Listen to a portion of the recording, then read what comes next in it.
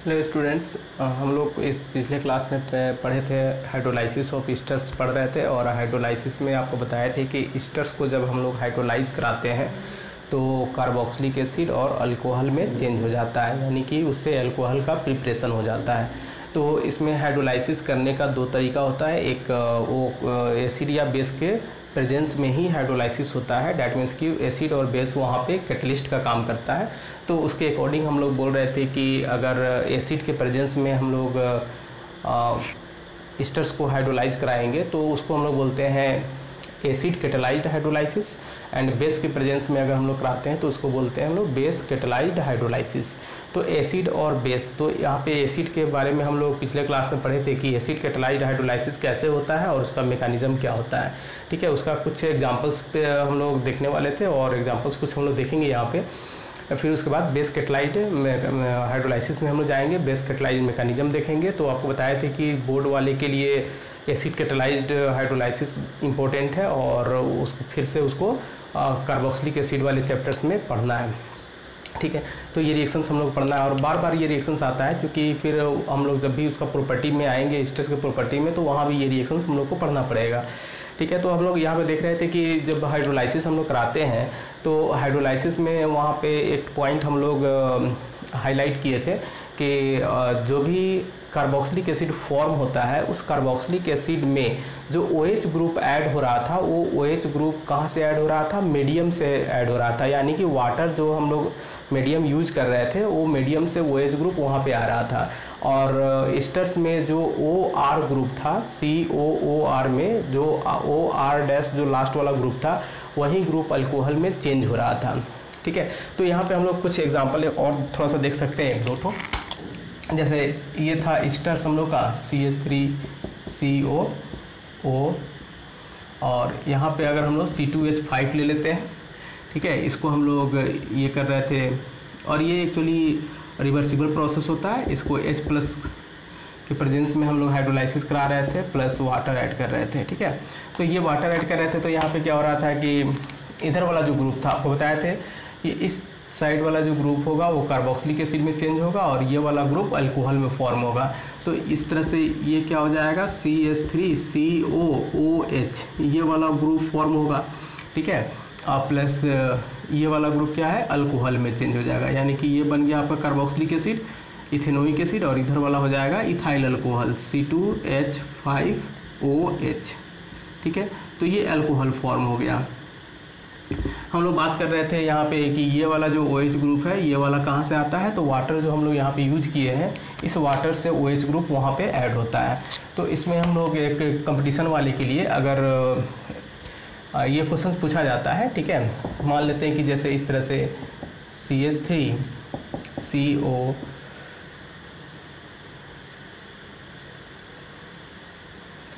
CH2CO C2H5। ठीक है, इसमें अगर हम लोग वाटर ऐड करते हैं दैट मीन्स कि यहाँ पे आप ध्यान दीजिएगा, ये जो वाटर ऐड कर रहे हैं इसका आइसोटोप्स अगर हम लोग लेते हैं। ठीक है, जैसे ये वाला आइसोटोप्स हम लोग का हो गया 18, ऑक्सीजन का 18 वाला आइसोटोप्स, और ये आइसोटोप्स हम लोग 16 वाला यूज कर रहे हैं। तो ये कंपटीशन के लिए थोड़ा सा इंपॉर्टेंट चीज़ होगा कि यहाँ पे हम लोग H प्लस के प्रेजेंस में इसको एसिड के प्रेजेंस में रिएक्शन करा रहे हैं। तो एसिड के प्रेजेंस में अब यहाँ पे देखिए यहाँ पे H प्लस भी लिखा हुआ मिल सकता है, या फिर H2SO4 डाइल्यूट H2SO4 लिखा हुआ मिल सकता है, डाइल्यूट HCl लिखा हुआ मिल सकता है। यानी कि कोई भी एसिड अगर रहेगा तो या तो उसको डाइल्यूट फॉर्म में यहाँ पे लिखा हुआ रहेगा, नहीं तो फिर सीधे H प्लस इसको डिनोट किया हुआ रहेगा। तो इस तरह से ये हो जाएगा CH3, जो प्रोडक्ट हम लोग का फॉर्म होगा COCH2CO।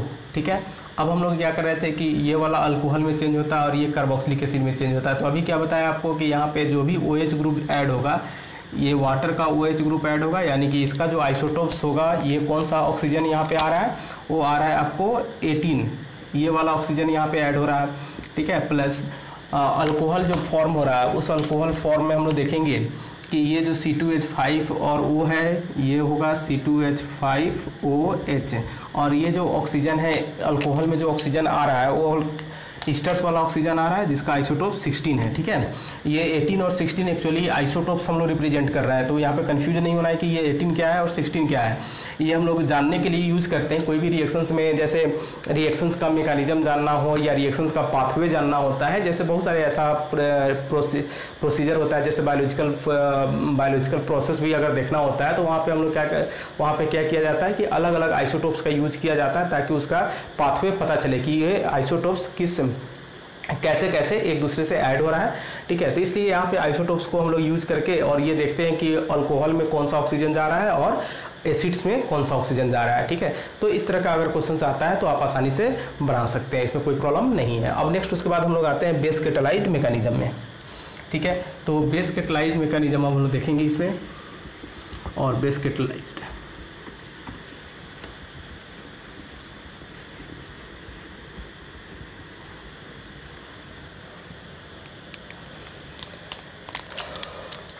तो सेकेंड पार्ट हम लोग का आज देखना था बेस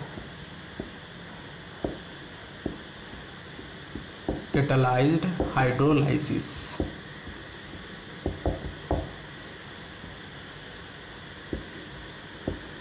यानी कि बेस के प्रेजेंस में हम लोग हाइड्रोलाइसिस कराएंगे। तो बेस के प्रेजेंस में अगर हम लोग हाइड्रोलाइसिस कराते हैं तो ये हाइड्रोलाइसिस होता है इस तरह से, जैसे RC≡O ठीक है। अब इसमें हम लोगों को क्या करना है, बेस डालना होता है प्लस वाटर यहाँ पे लेंगे और यहाँ पे हम लोग बेस के प्रेजेंस में इसको रिएक्शन कराएंगे NaOH, ठीक है। तो NaOH से अगर बेस के प्रेजेंस में रिएक्शन कराते हैं तो ये वाला क्या होगा, फिर से उसी तरह से ये फॉर्म होगा RCOONA, O पे माइनस और Na प्लस, ठीक है। और प्लस ये वाला क्या होता है, ये अल्कोहल के फॉर्म में चेंज हो जाएगा R-OH, ये अल्कोहल फॉर्म हो गया और ये कार्बोक्सिलिक एसिड का सॉल्ट फॉर्म हो गया, ठीक है। जैसे इसका हम लोग कोई एग्जांपल ले लेते हैं, CH3 CH2CO और यहाँ पे हम लोग CH3 ले लेते हैं, ठीक है। तो इसका अगर नेम देखेंगे तो क्या होगा, मिथाइल, और ये हो गया 1 2 3 यानी कि मिथाइल प्रोपेनोएट, मिथाइल प्रोपेनोएट, ठीक है। और इसको हम लोग करा रहे हैं H2S से, तो NaOH के प्रेजेंस में NaOH के प्रेजेंस में रिएक्शन कराएंगे तो ये वाला जो प्रोडक्ट बनेगा इसका वो बनेगा CH3CH2COONA, ठीक है। सोडियम प्रोपेनोएट इसको बोलेंगे,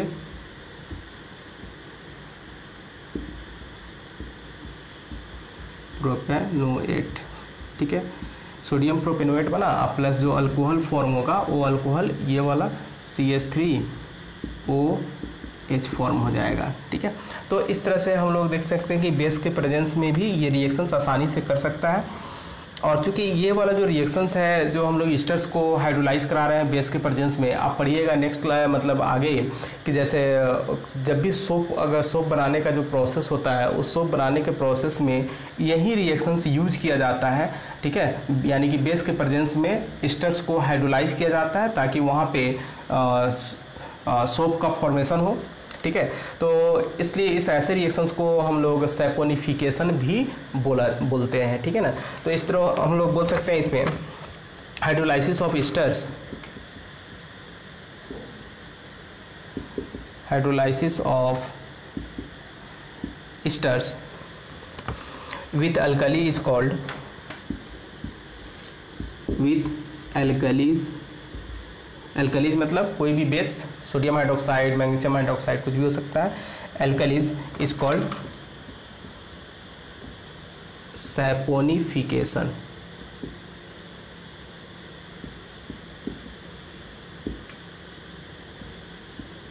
सैपोनिफिकेशन, ठीक है। अब इसका मैकेनिज्म देखेंगे कि ये कैसे प्रोसीड करता है, बेस कैटालाइट मैकेनिज्म।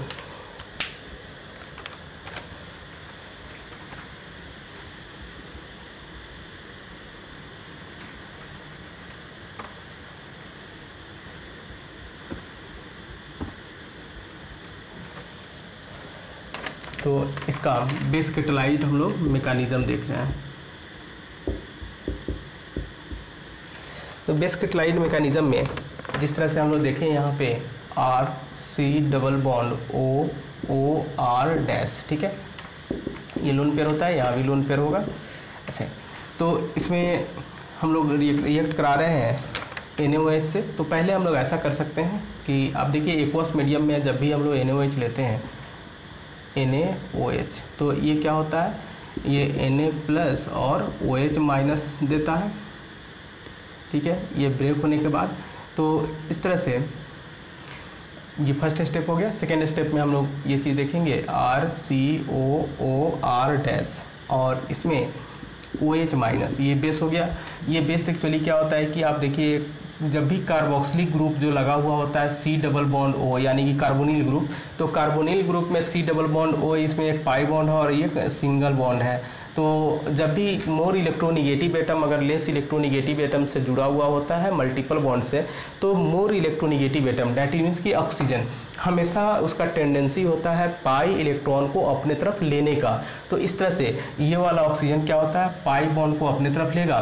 तो इसके कारण क्या होगा, इस कार्बन पे पार्शियल पॉजिटिव चार्ज आएगा और पॉजिटिव चार्ज आने के कारण क्या होगा कि ये वाला OH ग्रुप इस कार्बन पे अटैक करेगा। अटैक करने के बाद आपको इस तरह का दिखाई देगा, CO पे माइनस हो जाएगा, यहाँ पे OH ऐड हो जाएगा और ये जो OR डैश जैसा है वैसा रहेगा, ठीक है। तो ये वाला प्रोसेस आया। नेक्स्ट उसके बाद इसके आगे का, यानी कि यहाँ पे क्या हुआ, जस्ट ये जो प्रोसेस हुआ, इस प्रोसेस में मेनली OH यहाँ पे क्या हो गया, एडिशन हुआ, यानी कि OH का ये एडिशन हुआ, ठीक है, एडिशन ऑफ OH ग्रुप। उसके बाद क्या होगा, और ये सब जो भी होगा, ये जो प्रोसेस होता है ये रिवर्सिबल प्रोसेस होता है। उसके बाद फिर हम लोग देखेंगे यहाँ पे अब ये बॉन्ड का ब्रेकिंग होगा। बॉन्ड कैसे ब्रेक होगा, ये ऑक्सीजन फिर से जब वापस आता है तो ये वाला बॉन्ड, अब चूंकि ये ओल्ड बॉन्ड है और ये वाला न्यू बॉन्ड फॉर्म हुआ है, तो न्यू बॉन्ड ब्रेक नहीं करेगा, ओल्ड बॉन्ड ब्रेक करेगा।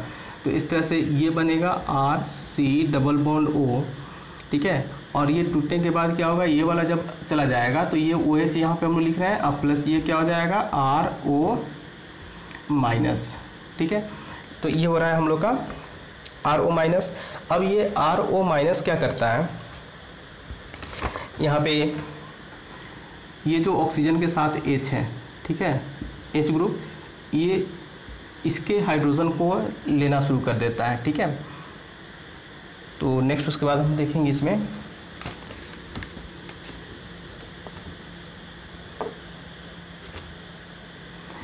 ये बनेगा RC डबल बॉन्ड O पे माइनस हो जाएगा, अब प्लस ये क्या हो जाएगा ROH हो जाएगा, ठीक है। तो ये फॉर्म हो गया क्या चीज़, अल्कोहल फॉर्म हो गया, ठीक है ना। अब उसके बाद ये जो O माइनस है, तो ये माइनस फिर क्या होगा कि इसमें sodium Na plus already medium में है यहाँ पे, ये वाला जो हम लोग लिखे हैं, तो ये Na प्लस से क्या बन जाएगा, सोडियम का सॉल्ट फॉर्म हो जाएगा ONA, ठीक है। फिर इसको एसिड्स के प्रेजेंस में अगर रिएक्शन कराया जाएगा तो बाद में ये कार्बोक्सिलिक एसिड में चेंज हो जाएगा। लेकिन अभी हम लोग एसिड नहीं ले रहे हैं, तो ये सोडियम का कार्बोक्सिलेट यानी कि सोडियम कार्बोक्सिलेट के फॉर्म में रहेगा, सोडियम का सॉल्ट के फॉर्म में रहेगा, ठीक है ना। तो इस ये पाथवे हम लोग देख रहे हैं। तो अब यहाँ पे देखिए कि फिर से ये वाला क्या है, ऑक्सीजन आ रहा है आपका किस में, अल्कोहल वाला में यूज हो रहा है, और यहाँ पे जो OH आ रहा है वो कहाँ से आ रहा है, बेस से आ रहा है। तो इस मैकेनिज्म का यही खास बात है कि इसमें जो भी OH ग्रुप यहाँ पे ये वाला जो ऑक्सीजन यूज हो रहा है, ये वाला ऑक्सीजन यूज हो रहा है, ठीक है। तो ये ऑक्सीजन आ रहा है आपका बेस वाले ऑक्सीजन से, ठीक है, जो बेस में हम लोग यूज किए हैं, तो वहाँ से ये हाइड्रोक्साइड आ रहा है। और ये जो कार्बोक्सिलेट आयन है, ये सोडियम के साथ मिलकर ये बना सकता है, या फिर ये वाला क्या होता है, ये स्टेबलाइज होते रहता है, स्टेबलाइज्ड बाय रेजोनेंस।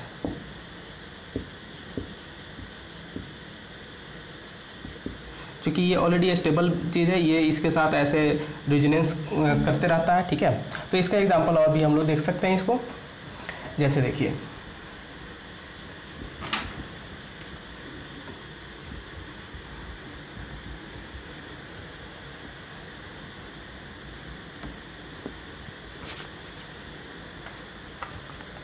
इसका अगर हम लोग देखें तो इसमें एक रिएक्शंस ले सकते हैं, CH3 CH2 CO।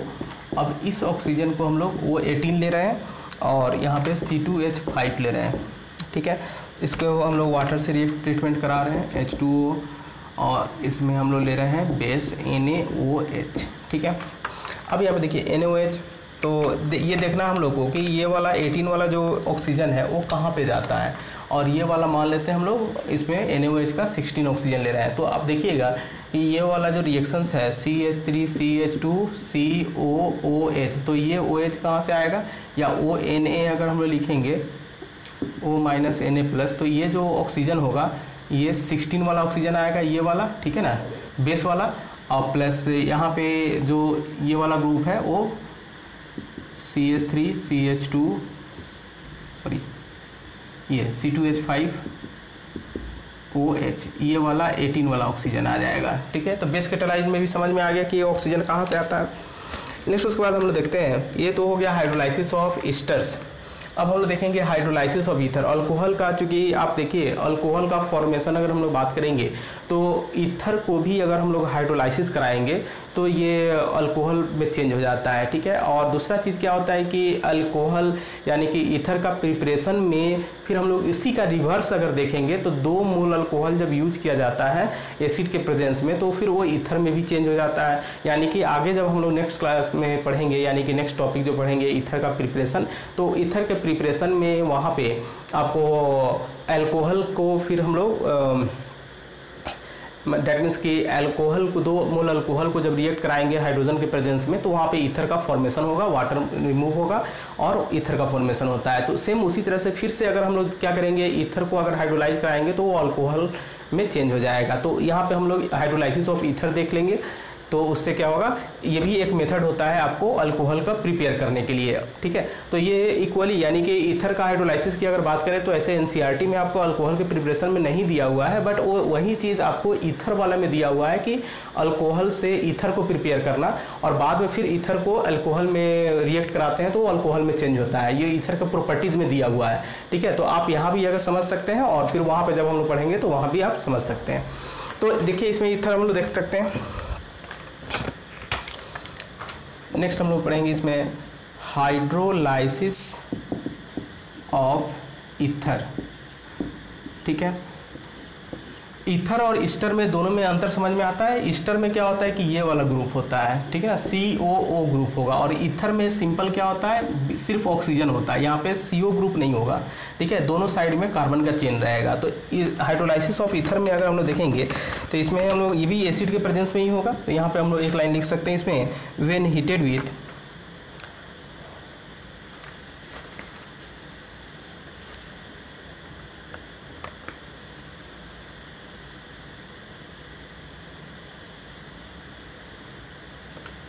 यहाँ पे लिख सकते हैं when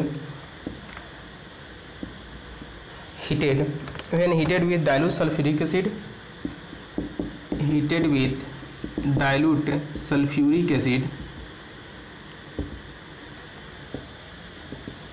dilute sulphuric acid under pressure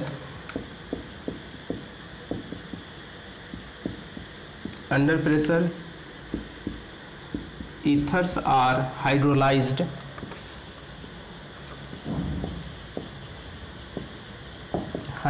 to corresponding alcohols, ठीक है, corresponding alcohols। हम लोग इसका एक कुछ एग्जांपल्स देख सकते हैं, सिंपल चीज़ है।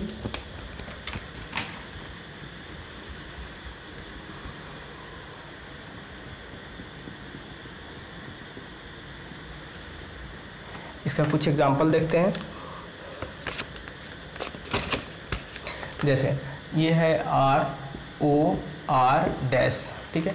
इसको अगर हम लोग यहाँ पे वाटर ऐड कर रहे हैं, हाइड्रोलाइज करा रहे हैं एसिड के प्रेजेंस में, डाइल्यूट सल्फ्यूरिक एसिड के प्रेजेंस में H+ लिखेंगे, तो ये जो एसिड्स होगा वो क्या होगा, ROH प्लस R-OH, ये दोनों अल्कोहल में चेंज होगा। यानी कि ये भी अल्कोहल में चेंज हो रहा है और ये भी अल्कोहल में चेंज हो रहा है। डैट मीन्स कि ये दोनों कार्बन का चेन अल्कोहल में चेंज हो जा रहा है।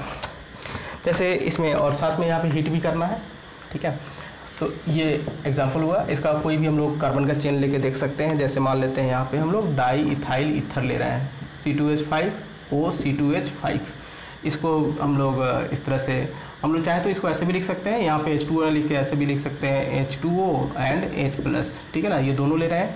तो इससे क्या होगा कि यहाँ पे अब देखिए ये वाला ये कार्बन चेंज भी अल्कोहल में चेंज होगा, ये वाला भी अल्कोहल में चेंज होगा, यानी कि ये भी इथाइल अल्कोहल 2 कार्बन का अल्कोहल और ये भी 2 कार्बन का अल्कोहल में चेंज होगा। तो इससे क्या होगा कि आपका 2 मोल C2H5OH, यानी कि दोनों सेम कंपाउंड फॉर्म होगा, इसलिए यहाँ पे हम लोग 2 मोल यूज किए हैं, ठीक है। नेक्स्ट उसके बाद हम लोग देखेंगे दोनों कार्बन का चेन अगर डिफरेंट ले लेते हैं, तो दोनों कार्बन चेन अगर डिफरेंट ले लें, जैसे एक हम लोग लेते हैं यहाँ पे CH3O C2H5, ठीक है, सेम चीज़ H2OH+, तो इससे क्या होगा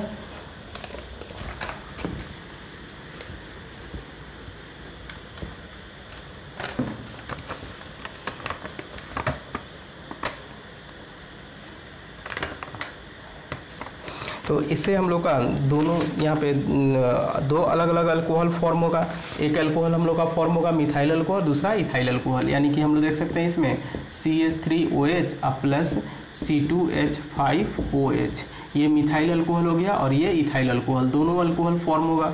उसी तरह से सेम हम देखेंगे अगर यहाँ पे कोई भी साइक्लिक अगर यूज करते हैं, जैसे एरोमेटिक भी हम लोग यूज कर सकते हैं, तो ये हो गया C2H5, ठीक है।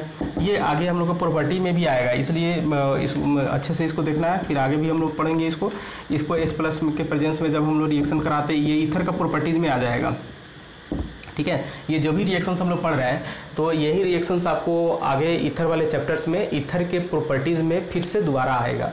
और यहाँ पे हम लोग क्या देख रहे हैं, तो इससे क्या होगा कि जब भी हम लोग कोई रिएक्शंस पढ़ते हैं तो हमेशा याद रखना है कि एक का प्रॉपर्टी पढ़ रहे हैं तो दूसरे का प्रिपरेशन हो रहा है, या दूसरे का प्रिपरेशन पढ़ रहे हैं तो ऑलरेडी पहले वाले कंपाउंड का, इसका मतलब कि वो प्रॉपर्टीज़ में आएगा, ठीक है। तो ये वाला हो गया, तो इससे क्या हो जाएगा, ये बन जाएगा आपका ऐसे, ये फिनॉल बनेगा और प्लस ये क्या हो जाएगा C2H5OH, ये अल्कोहल बन जाएगा, ठीक है। तो ये वाला कंपाउंड फिनॉल, यानी कि फिनॉल बनाने का भी एक ये भी मेथड है।